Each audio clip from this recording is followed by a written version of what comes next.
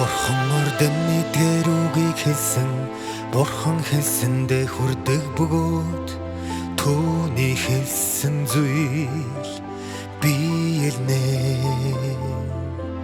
Үнийг хэн журчилж чадахгүй, энэ бол туйлын үнэн.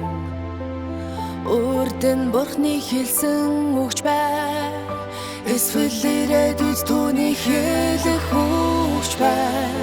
Бүгд нэгээрээ биелнэ, биелж байгааг нь тэр бүхэн төрлөختөнд харуулна.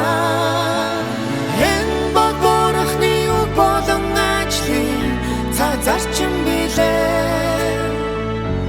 Орчлон ертөнцийнх бүх зүйлээс эцсийн шийдвэрийг нь Бурхан гаргадаггүй, юу ч үгүй. Бурханы гарт оршдоггүй юм байна уу?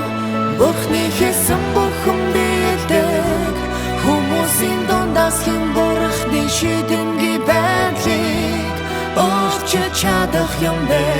Газар дээр байгуулсан Бурханы гэрээ байж болох уу?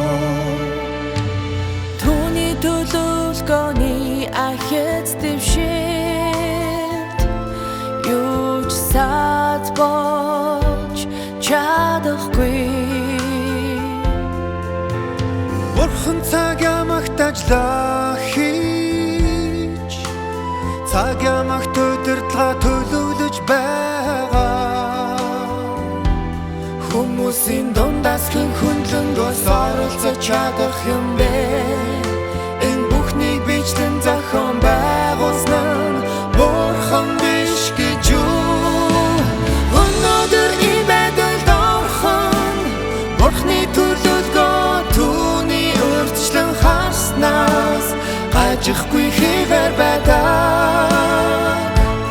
Үнийг тэр айлэр дурдчлан тогтоосон Танрын дундаас хэн энэ алхмыг охин ойлгож чадах вэ?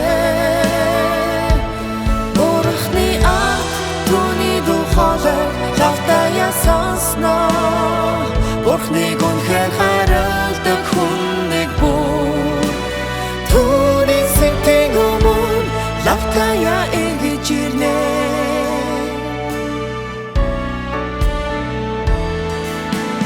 Бурханы ат түүний духалаг лавтая сонсноо. Бурханыг үнэхээр хайрладаг хүн нэг бүр түүний сэтийн өмнө лавтая эргэж ирнэ. Өнөөдөр энэ байдалд орхон Бурханы төлөвлөгөө түүний урьдчилан харснаас гажихгүй хэвээр байдаг.